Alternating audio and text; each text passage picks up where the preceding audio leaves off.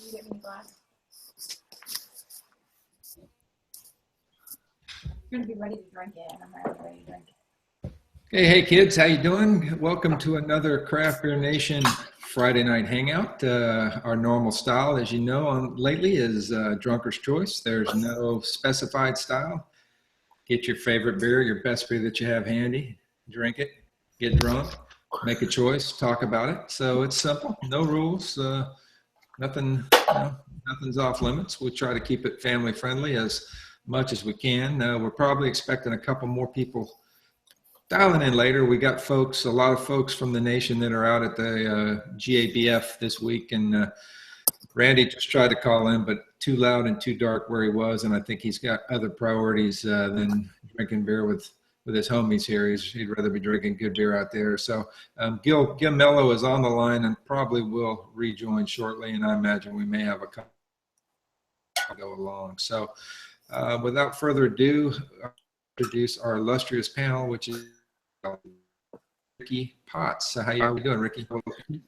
Good, man. I gotta say, like, I'm not even sad that I'm not at GABF. Like, I every year it comes around and I feel like I should go, and I should just like make the trip up there. I have so many friends that are there, but I'm kind of okay not going just because of the fact we kind of just got back from Europe, and it's fun watching what people are drinking and the different side parties they're going to and stuff. But I know that Randy's got higher priorities, but my priority right now is sitting here hanging out with you and whoever else joins and drinking good beer on a Friday night. So I'm excited to kick off another Drunker's Choice. And I liked how you said that about there are no rules. And there's a golf course here in Phoenix that's got a 6-hole short course, and they say that the only rule is there are no rules. So it's kind of like that. I mean, we got a couple of rules here in the Drunker's Choice, but that sounds like my kind of golf course, man. I might be able to turn in a decent round there if there's no rules. So yeah, have you ever been to GABF, Randy? Ricky? No, I've not. I've actually never been outside of the airport in that great city. And you know, it's one of those things like we've done Oktoberfest and we've done, Belgian Beer Weekend. We've done all these big festivals all over the world, and it's like, not that I'm not going to that one, but it's just always kind of either eluded me or it's not been a top of mind for me. And I've heard, and I'm not been, but I've heard that to be able to really get as much out of it as you need to, that it's a lot of side parties and a lot of money to be able to get a full, like, it's not just you pay one price, you go to one event and then it's over. Like, it's a full weekend of side parties. So not that I'm opposed to that, it's just not been something that's crossed my agenda and has been the top of my list. Have you been? Or no, anybody? I've never been. I've heard a lot about it, but kind of the same thing. It's a pretty big commitment, and it's not just like you walk in and it's all you can eat, all you can drink. You gotta do some work to get the good stuff, I think. Yeah. One day, it's probably on my bucket list. So yeah, I think I'd say that too. Gil, have you been before? To where? To JBF? Yeah. No, I have not been there. That's a busy time for me, so it's pretty hard for me to make it. Yeah. Where are you calling in from, Gil? I'm in Rochester, New York. Room 434? Yeah, something like that. Okay, good. Well, it sounds like you got a little bit of bandwidth at this hotel, not that 9,600 baht one that you had a few weeks ago. So. You remember a couple years ago I would host those things off the hotel, and now everybody has smartphone and tablets, and I just crossed like a little girl. I think she was 7 years old with smartphone on her hands. It's just. She was hosting her own YouTube live on air. I guess so.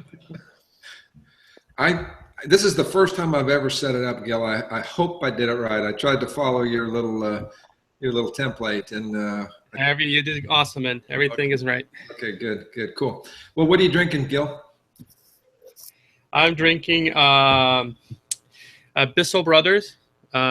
Let's see if I can get it off the light here. Is it Substance? Substance Ale. Yeah, I love that beer. Yeah, it's really. I mean, the aroma in this beer. Let me give a little pung here to get all the bubble there. But the nose on this beer is just amazing. Look at the color of this thing. It's like orange juice, kind of a. It's not as. I would say it's not on the same level as like Trillium or Treehouse, but it's still pretty hazy. I mean, the nose on this beer is fantastic. You get so many tropical notes. You get a little bit of passion fruit, and I know there is no passion fruit, but I don't know. I can't remember the hops they use in this. So I'm wondering if they use Galaxy or maybe Nelson in this, because it's a very strong aroma of passion fruit in this. In any case, it's just amazing. Where are those guys from? They're from. Are they Ohio or Massachusetts? No, they are in Portland, Maine. Oh, Portland, Maine. Okay. Yeah. So they're there on that top area there. Yeah. I think that's seems to be the hype right now. Our breweries from that part of the country, Everything goes in a cycle. So yeah, it's all about the New England turbidity right now. Great beers, but we'll see. Yeah, it's it's the beer is good, so there's nothing to complain about. Yep, right on. Yeah, I think Tired Hands down in Philly near me there, they have a really good beer. That they also do kind of a hazy beers. I think this is going to be, for a while, more and more breweries going to be doing that kind of a beer. And as long as you do well, I have no problem. The only concern I have, and I hope that people don't get too crazy, and then they forget that you don't need to have a hazy beer to have a great flavorful beer, right? Yeah. And that's the only thing. Sometimes I see when I'm on those groups on Facebook and stuff, I see people talking about it. It's like, all right, let's remember there's something else there it's really good too. Let's not just think that this one style is everything. There's nothing else around. Yeah, and I worry that people realize, they already have realized that these beers are good and that they're trendy, and guys that have an IPA or double IPA that's okay but not epic, and then just add some oat flour or wheat flour to kind of turbid it up a little bit. I hope we don't see people doing that. Just making unfiltered looking beers. Yeah, there was rumor about people using, things like that, but I don't think that's everybody. I think people like Trillion, they already said they use no flours or anything in their beers. So it's hands down some of the best IPAs right now on the market. I mean, I'm not arguing against that. I'm just saying that we have to be careful not to be too focus on one style and forget. And the craft beer is great, but I think we've seen a lot on that, going on one trick pony for a long time, and then forget everything else that's there. Yeah, and that's kind of my thing. Whatever's trendy, I always, I'm not trying to be contrarian, but there's still a lot of other great styles and a lot of other great beers. So people, the community tends to get in a little bit of a groove or a rut, whatever you want to call it, and everybody's just all about one certain style of beers, and there's so much great stuff to be trying. So, how about you, Ricky? What are you drinking, bro? Well, before I talk about that real quick, I was just going to say I had a bottle of Anchor Porter the other night. It's $1.99 or whatever. Like, that is a good beer. Like, nobody's going and lining up to get that. It's a good beer. But so earlier this week, my buddy Tom from the Midwest was here. He's been on a road trip to California. He's driving to California in one car, filling it up with beer, getting a bigger car and driving it back a different way to pick up more beer. And we were sitting at dinner and we were talking about beer or whatever, obviously, and he mentioned King Sue. And I was like, I've never even seen a bottle of King Sue. And he was like, oh, well, I got a bottle for you in the car. And he, sure enough, had 4 bottles, and I ended up being gifted one. So I got a Toppling Goliath King Sue. I've had Pseudo Sue before, and I've had it a couple times, and it's really good.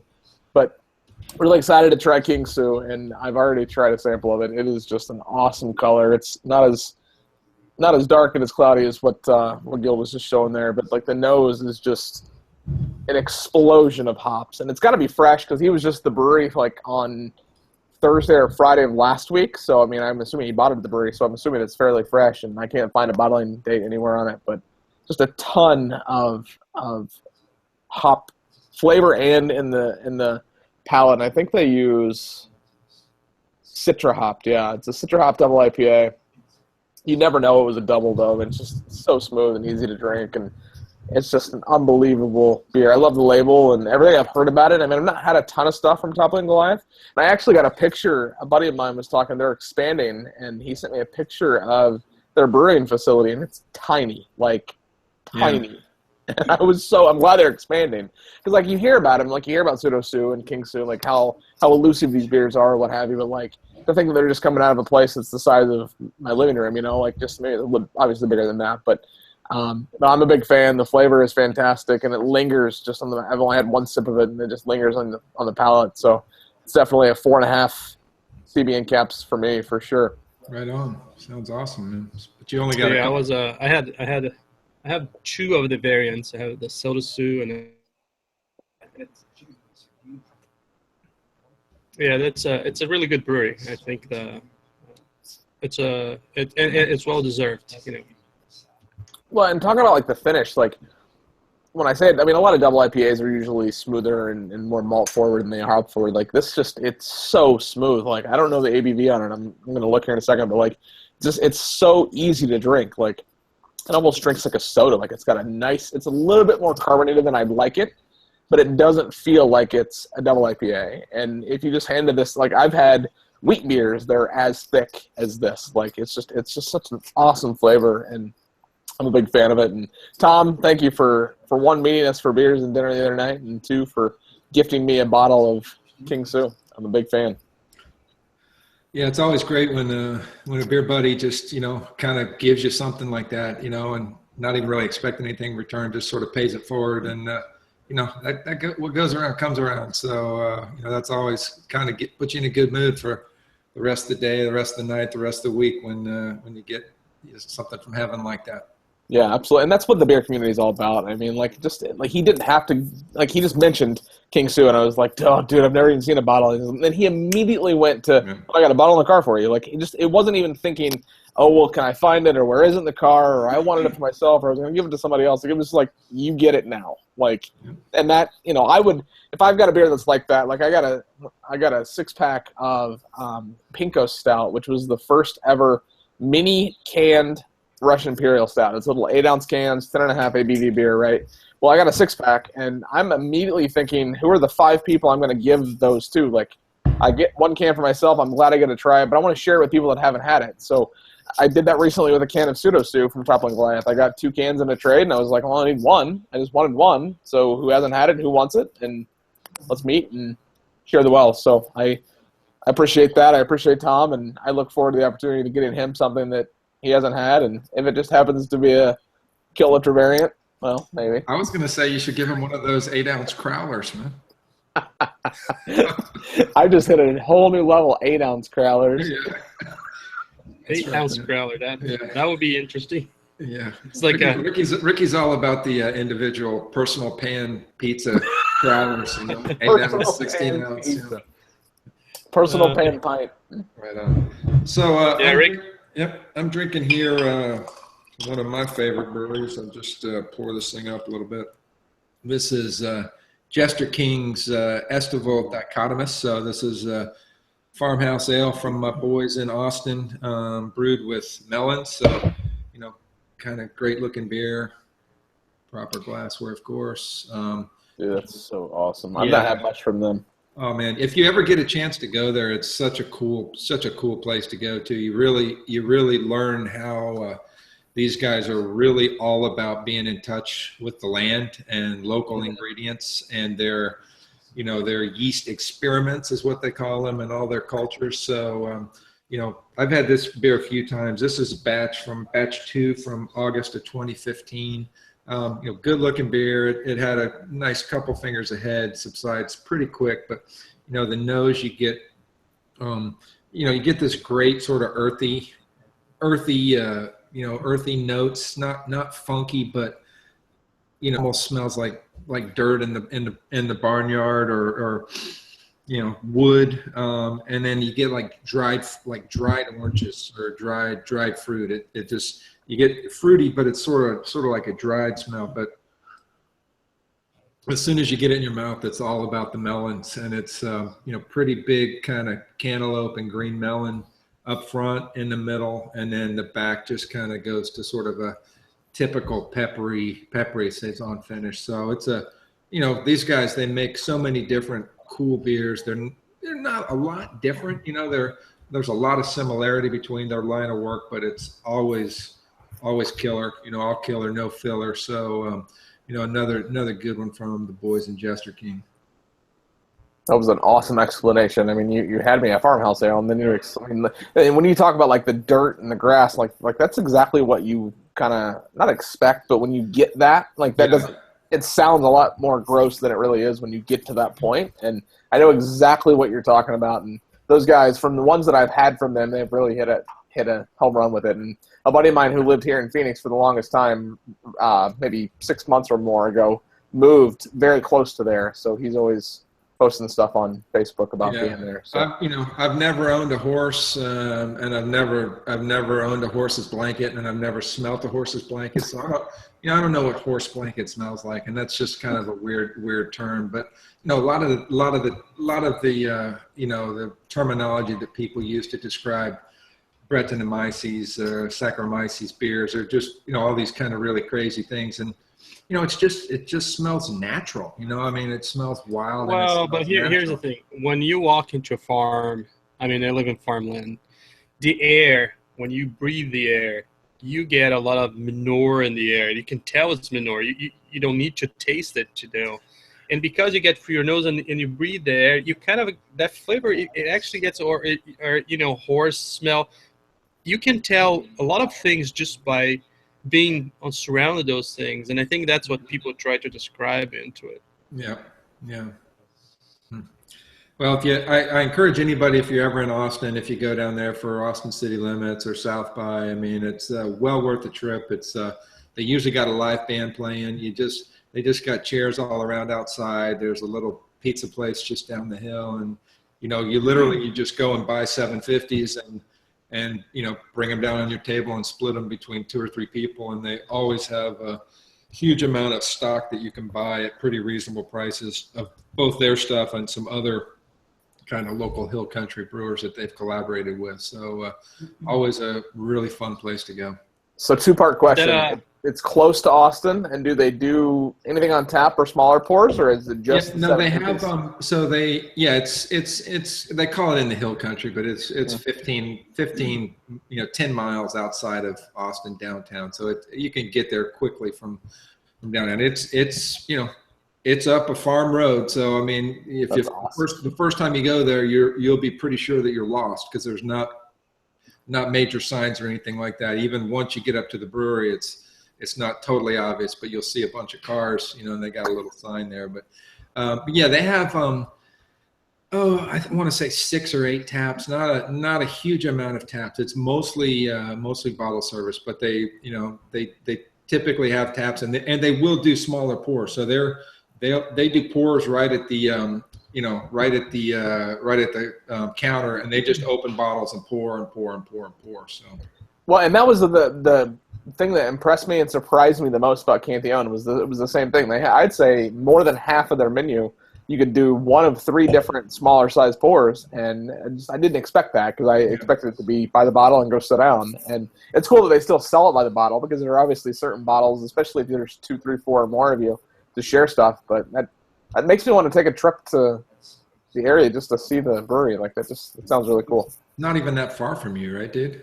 That's not super far. No. Yeah. It could be a weekend trip for sure. Yeah. And Austin's super cool anyway. So did you bring back some Cantillon, or what? How much did you bring back from Europe? So we didn't bring back a ton. It was really interesting. So they only had 4 bottles that you could take home. And the 4 that they had were just like the Goose, and just like very, I don't want to say easy to find or easy to come by, but like the bottles that you see when you find a bottle, it's those. And 2 of the 4, if not 3 of the 4, were the smaller bottles, like the 375. The Goose was the full 750. But we bought 9 bottles we ended up meeting, it was all Americans. We ended up meeting some Americans that we stayed set with, and they shared a couple of things with us. And we had 9 bottles and then 5 smaller pours. But it was interesting because they were very, very strict on how you drank it, like one at a time and in this order, and it was just a very cool experience. But no, we didn't even think about bringing them back. When I saw how few were available, I was kind of like, all right, you got 4, and the Goose was the first one I started with. So obviously, I'm not super excited to carry it around and bring it back. But no, didn't bring anything back. We did bring a few things back, but nothing from them. Cool. My buddy that lives here in Phoenix was actually there for Swansea Day, like the week after, a week and a half after, and I don't know if he was on a sabbatical and was gone for weeks, and I don't know if he brought anything back. But again, it was an interesting, like, have you been there before? No, I've never been there. No. So like you walk into the brewery and it's old school, like dungeon-esque, right? And then there's a bar on the left, but then on the right there's like this folding table and like this really well put together. You pick your beers. They've got the boxes. They box it up. Like it's almost like an assembly line kind of a format for what you take home. And the bottles are all stacked. And it was just it didn't feel authentic, I guess. Like it wasn't like I'm getting a bottle that they've only made a case of and you got to buy it. For the bottles that you buy there, that you drink there, are super affordable. I think the most we paid for a bottle was €20. But I mean, it was not, that part of it was not what I was thinking that it would be. So 20 euros isn't super affordable. It's like $21 US now. Well, yeah, but for a bottle that you're only going to get, I mean, that's affordable. Yeah. I mean, it's not like you're paying $75 for a bottle of Lambic, you know? I mean, the Creek, the first 5 bottles we got were like the basic stuff, and they were 8, 7, 10 euros a piece. I think 12 was the most, like, they had like the menu was the single pours and then the affordable bottles and the expensive bottles, and we ended up buying 2 different bottles of the Swansea. And one of those was like 15 or 18, and one was 22. I mean, we had this idea that we were going to spend like $1,000 there. Like, oh my God, these bottles are going to be so expensive, and they weren't.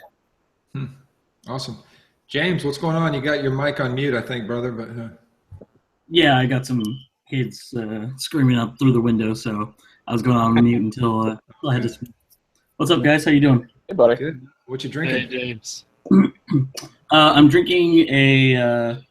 It's called Super Cali, which was shortened from Supercalifragilisticexpialidocious. Expialidocious. Look at that. And off of me and like 3 other people feedback, the brewery. I'm sorry. It's from Rip Brewery, which is the brewery that I'm always at. You guys always, or some of you, make fun of me. That's where your remote office is?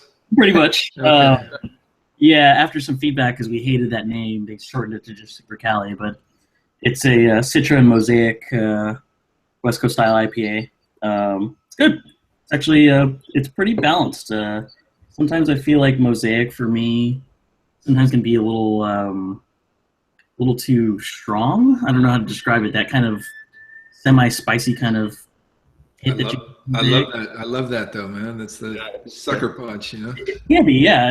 It can be good, but like, you know, when you have multiple hops, sometimes you want to taste all the elements instead of just one. Yeah. I feel like sometimes Mosaic, if you do it too much, it can overwhelm all the elements. This one you get Citra and Mosaic, so pretty happy about that. So. Right on. So you drinking that from a growler, or do they can, or what? Yeah, from a growler right now. They just got approved to expand their tap room, so they're going to move their actual production facility to there. They're on a little 3-barrel system. And so they always ran out of stuff, and so they could never bottle. And if they did bottle, it was like here and there. So they just got approved for a 15-barrel, or approved for the facility. So they're going to have like 6 15-barrel tanks, and they're going to hopefully start bottling and kegging a lot more. Wow. What brewery is that? Rip Current? No, just Rip. R-I-I. Just Rip. Yeah. Oh, okay. Because Rip Current is tiny too, and when you said that, I was like, "Is he talking about Rip Current?" So I'm not familiar with RIIP. San Diego, and actually the brewmaster for Rip Current actually came up to visit, and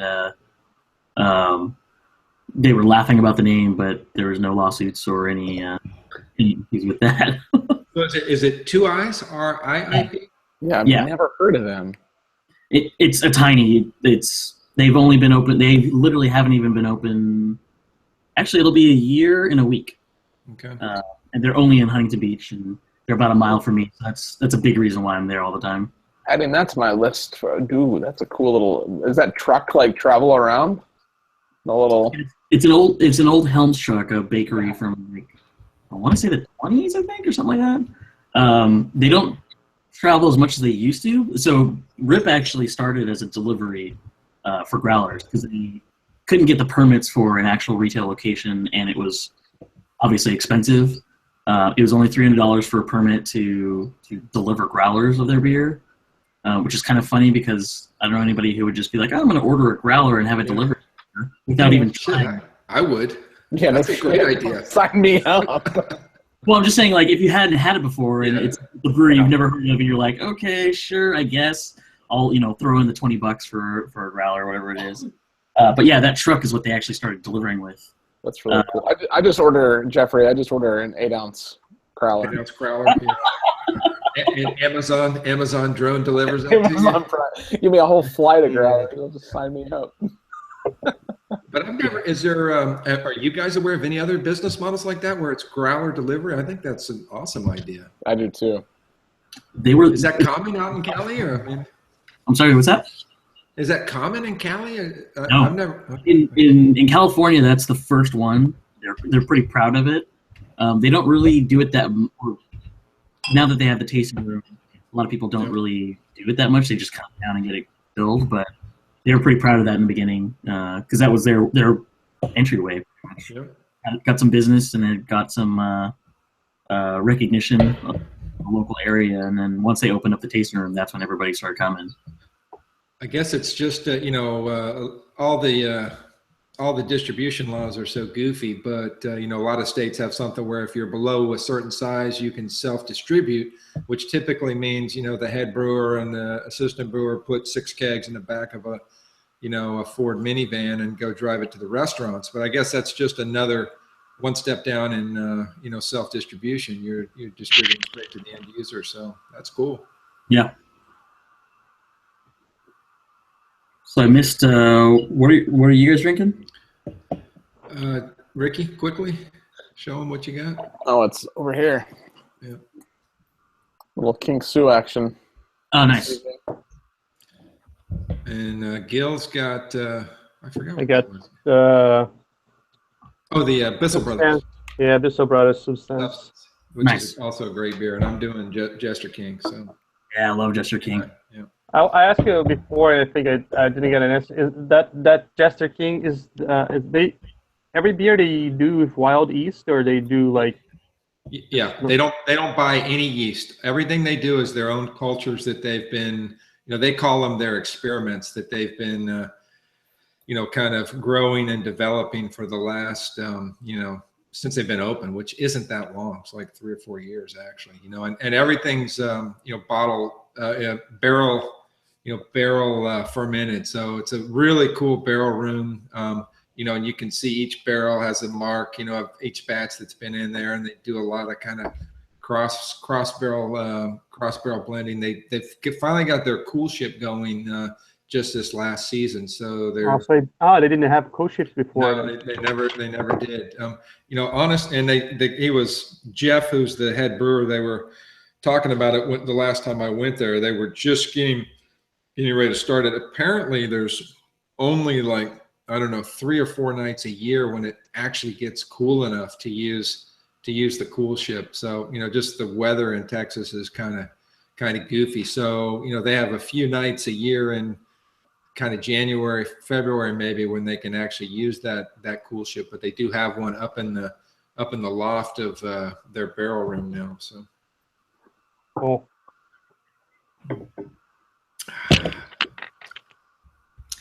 Well, it doesn't sound like anybody's on to number 2. Is that correct? No, I'm not. I've got about half a glass left. I don't even know what I'm thinking for number 2. So I'm going to go badge hunting later. The brewery has a badge for any of their barrel aged beers, and I grabbed a bottle of their new Melange number 14. So I'm going to open a bottle of that. Yeah, I see James is drinking out of a brewery glass, and I'm stoked that the brewery finally just started distributing in Houston, limited cities in Texas. So the place I buy most of my beer, which is just a grocery store called HEB, which actually has a pretty good selection. I went in there the other day and they have a whole shelf. They had 10 or 12 different breweries, including that one. So I'm pretty stoked for that. I haven't bought anything yet, but that'll be a nice change of pace. They're hit or miss in my opinion. I don't know if anybody else has had their stuff. Like they're either home run or foul ball. I disagree with you. Or I think there are some beers of them that are not that great, but I've had lots of their beers. I haven't had anything that was like, oh, I can't drink this crap. Well, no, I mean, I'm not saying that. I mean, when I say foul ball, I'm talking. I mean, there's a big difference between a foul ball and a home run. So. Yeah, I think there's styles that they make that are not that popular. A lot of people are not very fond of it, but they're not very big either. I mean, for, the distribution that they have with their production, they're a small brewery. They do have lots of barrel, but the brewing system itself is not very big at the brewery. And that's why they put everything on bombers, so they can hit more markets with their beer. We're actually going to Anaheim next weekend, so next Not Saturday. bombers, so, I mean the wine bottle there. 750s, yeah. And we're going to Hangar 24, who makes the fundamental observation. What's the name of that brewery? the Bottle Logic. Yes, Bottle Logic, and then there was one more on our list. It's her birthday weekend, and she wanted to go to Disneyland. So I'm like, you get Disneyland, I get brewery tour. So Bummer. I would be around, but I'm going to Stone for Pour It Black. Otherwise, I'd be down to see you down there because that's all. James was like, "Oh, you're gonna be around." Woo. Yeah, I got a dentist appointment that week. Yeah. Yeah. Stop it. I need to leave now. So No, Ricky, I had to actually laundry the entire weekend. after you drop her off at Disney World, Ricky, how are you going to get back over to Disney World after you've been all day at all those breweries? You going to take an Uber or what? He's gonna be to Disneyland, not Disney World, I right? don't even know if we have a rental car. Maybe taking an Uber everywhere. Ricky, if I can give you some advice, start off with Bottle Logic and get there as early as possible.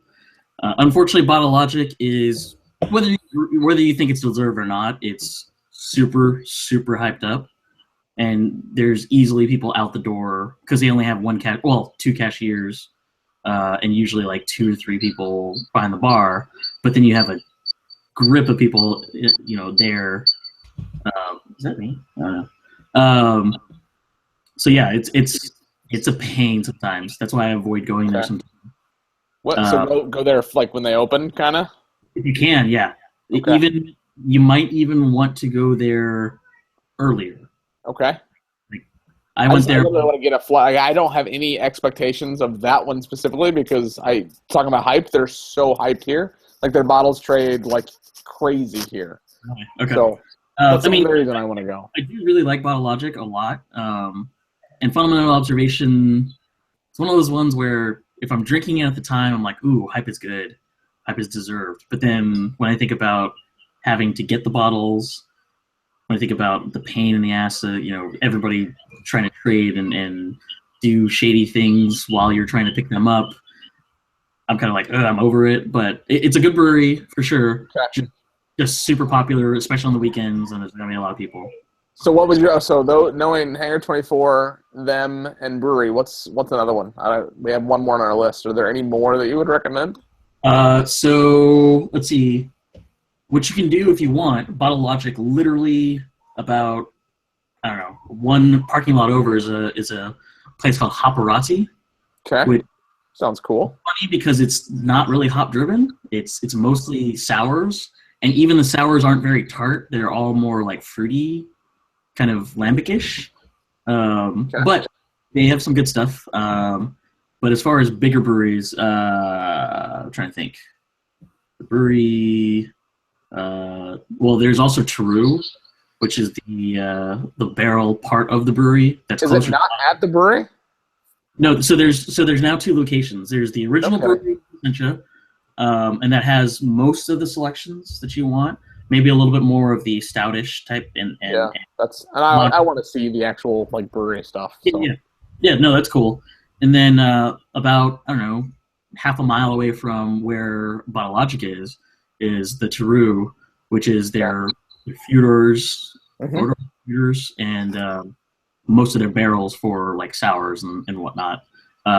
Their selection is mostly sour driven with a little bit of regular brewery stuff.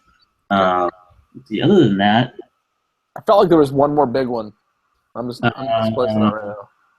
I mean, there's bootleggers, which is meh. No. What else I I think? mean, Hanger is just because they're so big. I mean, I just want to see it. And Yeah, you mean But the whole. It's cool to see breweries, but medium to small breweries. Once you see 4 or 5, Yeah, they're all the same. it's like no, it's not. Yeah, it's not about I mean, the brewery itself. It's about the beers that. I mean, you like Maui Brewing Company, okay? Maui Brewing Company makes 5-6 beers that we can get here, whatever. You go to the actual brewery and a brewery or tap room, they've got 25 beers available. So it's stuff that you can't get anywhere outside of the brewery. all right. I thought you were talking about seeing the brewery. No. I like to see it and be in the vibe and the essence of it. I'm not gonna like go take a brewery tour or anything. I mean, you've seen one brewery. You want to be able to brag about. I got it. Well, and you want to be able to taste stuff from their development system that never makes it into a bottle or a can. The only place you can get it is at the brewery. So Yeah, like Lagunitas does that in Chicago. Their Chicago location, they do 5-gallon batches of just like test stuff, and versus throwing it out and throwing it on tap, whatever. Like it could be a chocolate stout or whatever. That's the good thing about the actual brewery location. I remember Gil doing a review on So Happens It's Tuesday. Mm-hmm. One of my favorite things is regularly they have 5 variations of So Happens on It's Tuesday at the same time. I don't know for sure if they'll have it next week, but they often do a lot of variations of whatever they're doing, and it's something unfortunately nobody else will ever have. And like one of my favorite So It Happens It's Tuesday. I don't even like coconut, but it was like a coconut and raisin version of the So It You don't Happens. like coconut in beer? I don't. I don't like coconut at all usually. but that version of So It Happens It's Tuesday, the coconut and raisin, something about that was amazing. And it's one of my favorite beers from the brewery, and nobody else. I mean, you can't get. Are they Randall, James, or brewed that way? It's brewed. Well, it's probably it's brewed that secondary or secondary. Yeah, I'm assuming secondary. But yeah, they don't do any Randalls there at all. So do they have? Because I've never been to either one of those. Do they have a decent tasting room at the brewery and at So the the other brewery locations? itself, it's a decently sized, but it's small because so many people want to come to the brewery. So while you may want to get there semi early, but you'll have space. It's a matter of sitting down. But the Teru, obviously because it's newer, it literally opened maybe 4 or 5 months ago. They built it big, and there's a good patio there. But the original brewery is, I mean, it's a decent size, but it's not really all that big. Yep. Will come in.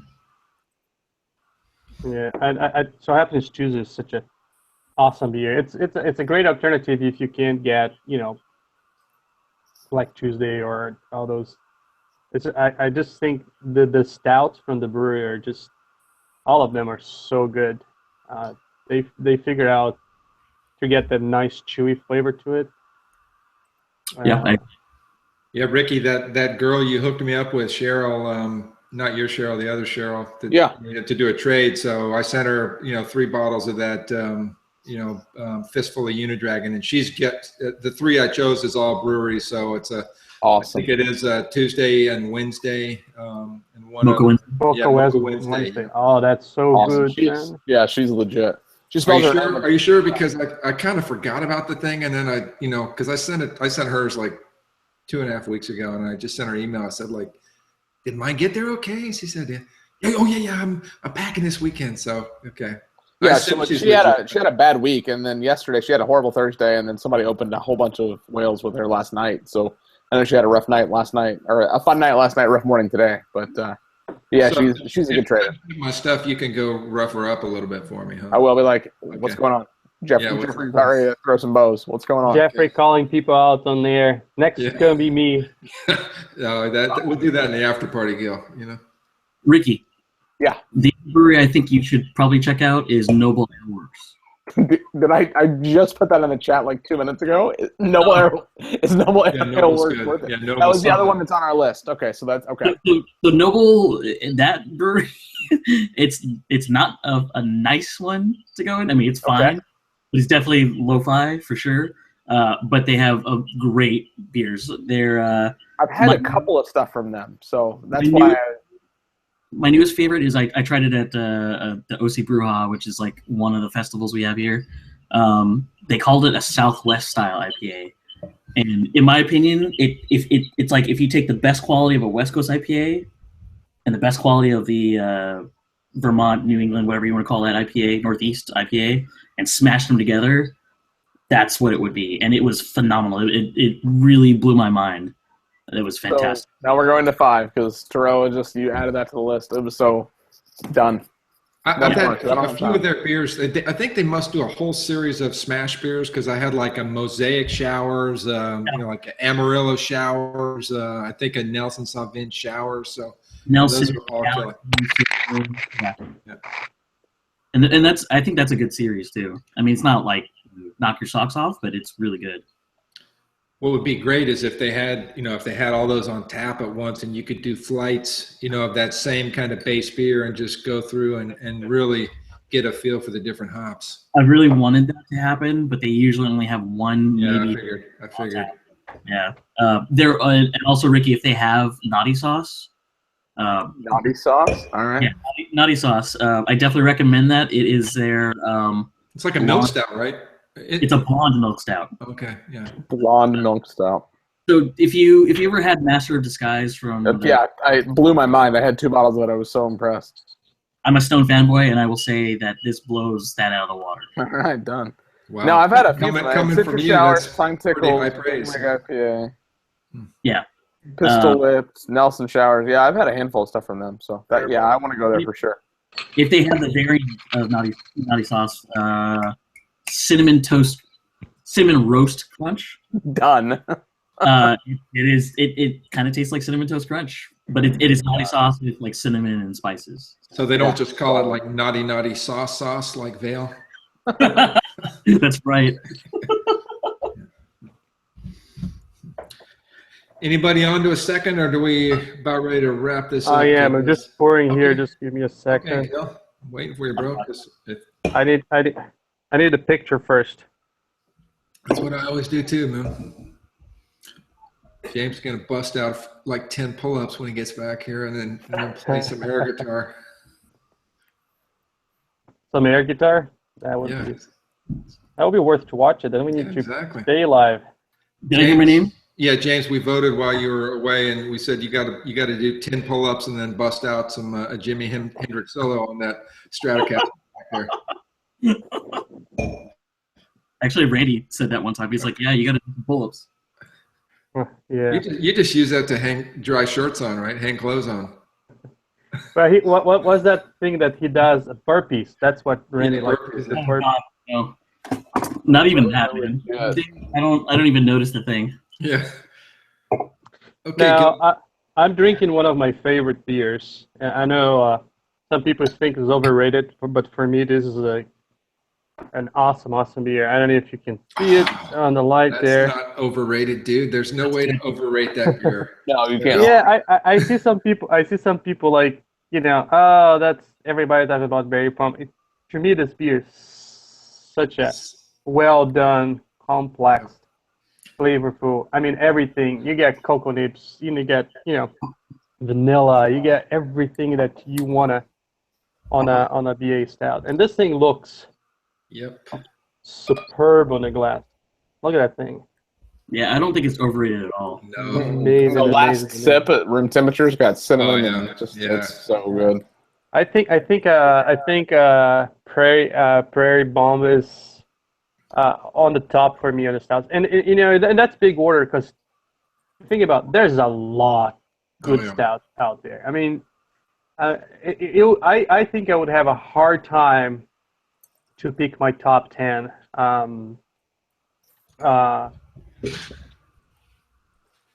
Just because there's so much out there, and I know this weekend we were Randy and I were at the Make It Funk at Denzen's Breweries. So there's a bunch of brewers doing like sours and stuff like this. And then we went to Oslan, and they had a beer called Macaroon Stout, and that thing was so amazing. And so when you think that you had everything, you get a beer like that. But back to Prairie Bomb, this beer, I mean, the nose, you get so much vanilla and cocoa nibs, and you get the wood in the beer. Is just a really nice, really complex beer. Looks awesome on the glass. Flavorful is amazing. So What's the temperature on that right now, Gil? You think? I think I'm drinking about 55, Okay, 56, perfect. which is where I like it. Yeah. I try to drink my stouts 55 and over. I don't like it very cold. Yeah. So it's just perfect. You get a little more foamy. The head get a little more wave and the beach kind of foam, like mix of bubble. But other than that, I like to be on a higher temperature. I'm not very fond of very cold stouts. Well, you get way more aromatics and flavor if you Yeah. let the thing get up to 55 or 60 degrees. Yeah. Right on. Yeah. I love you so hard right now that you're pimping Prairie, because I'm all about the Prairie Bomb. So good. I'm Oh. happy you had that. No. Prairie Bomb is bar none one of the top stouts. Of the many that are good. There are a lot of crappy out there, and I've been to 3-4 brewers this week already, and man, I don't know if we're setting the bar too high, or if there's some beers that you think like, really, that's what you're putting out in your tap, and then, but yeah. So kudos to Prairie Bomb, and they had a beer, and I can't remember the name. Prairie Paradise. Maybe if you guys are familiar. Randy and I had at Snallygaster. That thing was amazing. It's a stout or something, or another It's a style? stout. Yeah, it's a Okay. stout. Yeah, I don't think that's one that's a bottled beer that I'm familiar Yeah, with. yeah. Well, in the Snell, everything was in kegs, so I don't know if they bottled that, but Yeah. it was really, really good. So Right yeah, on. just finishing the night on a really good note. Good. That's the way to finish. Who else got something else going on? Anybody? Not me. Okay. Well, real quick, and then we're going to wrap. So I got a bottle of Pike Good. Old Body So good. barley wine. I found this thing. This is I've been to the brewery. I've been to their brewery. This is 2009. I just bought this off the shelf this week. It was for like $7, right? Like super affordable. I think it was $8.49 or something. Yeah. But yeah. It's like aged for you. I have no idea if this thing's been aging in the sun in the back of a truck out in the parking lot of the HEB for 7 years or what, but it's good, man. I mean, it's totally mellowed. It's American style, but the hops are, totally chill by now. It's 10%, but super smooth, going down very, very easy. So there's a few more bottles left. I think I'm gonna have to go snag those bad boys. So. Yeah, the brewery is really cool because they've got like 7, 8, 10 different variants of that. I mean, variants, but different ages of that, just sitting there and just take me. Do you think that if this they save on labels, because I think their label is the same for every brewer. They just put a little different color highlights on the label. Do you think this is really 2009? Yeah, I believe that all day long. Yeah, I believe that. I wouldn't be surprised. On my area, a lot of their beers sit on the shelf because people don't know them very well. Cool. James, I think you had one more thing going on there, bro. Yeah, I opened up a Toolbox Cucumber Berliner Weiss. Toolbox is a brewery kind of in Escondido, Vista, which is kind of on the Hop Highway, the 78 down here. And it's a good stout. It's a Berliner Weiss, but it has a saltiness almost like a Goes. But it definitely tastes the cucumber, which I'm really happy about because I've been liking a lot of cucumber flavored IPAs, which is kind of weird. First time I've ever had one was earlier this year, and I was shocked at how good it was. So seeing a cucumber Berliner Weiss, I was pleasantly surprised. It's good. That's pretty. The color's a little dark for what I would expect for Berliner Weiss, but I think it's a light because It's super light. Okay. I don't think I have good lighting for the camera to show up. What is it, like 4.5%? It is 4.6. Okay. No, 4.5. You're right. Yeah. Okay, so typical the style. Yeah. But Yeah. it's super refreshing, probably, right? I mean, that's be a great beach beer or after a bike ride or something. So Yeah, I definitely need to pick up a few more. yeah, right on. I'm just surprised that you're getting some saltness to it, and they didn't call it as like a goza. They rather went for. That's what I was surprised. Sure. That's why I said it's like a goes. But it's good. Okay, well, let's wrap it up here. It's been about an hour, so thanks, kids, for watching. Please check out all of our various channels for the Craft Beer Nation, our YouTube channel, where you'll find, of course, this Friday Night Hangout, our quick beer reviews, which are coming out several times a week, our Pints and Quarts, where we feature in-depth conversations with the head And brewers. we're having Trillium this week. Oh, that's going to be Next awesome. week. Oh, that's cool. Yeah, so Trillium coming up on Pints and Quarts, And which will then be on Jack Yo's Thursday. the week after. So Thursday is Trillium, Gil?